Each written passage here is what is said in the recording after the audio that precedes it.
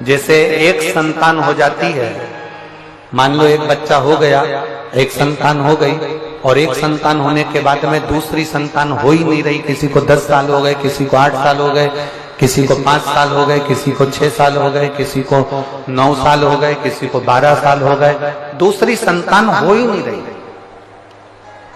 आपने डॉक्टरों को भी दिखाया, इलाज भी करवाया, फिर भी संतान का सुख नहीं है। तो शिव महापुराण में बेलपत्र के वृक्ष का बड़ा सुंदर भाव कहा। जिसको संतान का सुख नहीं है उसको सफेद आंकड़े की जड़ का प्रयोग करना चाहिए। और जिसके घर में एक संतान हो चुकी है और दूसरी संतान नहीं हो रही है, 8 साल, 10 साल, 15 साल, 20 साल, 22 साल हो गए और दूसरी संतान का अगर सुख नहीं है, तो उसके लिए बेलपत्री के वृक्ष के नीचे का एक भाव बड़ा सुंदर कहा गया। किसी भी सोमवार से आप ये प्रयोग करना प्रारंभ कर सकते। 11 रुद्र होते हैं, 11 रुद्र होते हैं।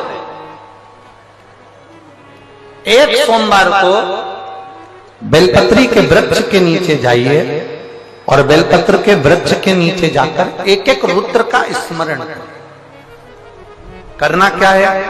बेलपत्री के वृक्ष के नीचे जब आप जाएं तो बेलपत्र के वृक्ष के नीचे की ही मिट्टी का एक कुंड, आप लोग क्या कह सकते हैं, यहाँ पर हम क्या बोले उसको, जैसे मिट्टी का एक कटोरी बनाते हैं ना, क्या बोलते हैं उसको, कुंडी बना देते हैं मिट्टी की। बेलपत्री के वृक्ष के नीचे की ही मिट्टी, उसी मिट्टी का एक छोटा सा एक कुंडा बना दो उसको मिट्टी का।